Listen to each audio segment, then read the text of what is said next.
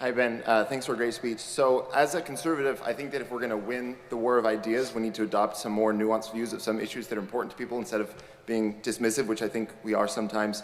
For example, I agree that white privilege, which you call a myth, is not this all-encompassing legal barrier to progress for minorities. However, we all have unconscious biases based on things like race, age, and gender.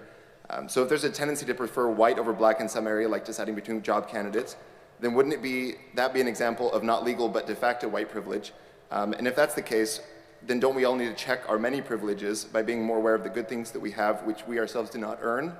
And don't we also need to check our biases by trying to do better at judging each person individually and not by their group identity? Well, I mean, I wouldn't call that white privilege. I'd just call that trying to be a good person. I think the problem with the term white privilege is the unspoken assumption, which is that if you are white, you have somehow benefited massively by dint of your skin color in the United States. And that is a proposition that on the individual level, I absolutely deny. I think there are a lot of white people who do not benefit from the fact that they are white in the United States. I think there are legal policies in place like affirmative action that affirmatively actually cut against white people in the United States when they don't exist in the same way with regard to legal discrimination, like legally enforced discrimination against other groups.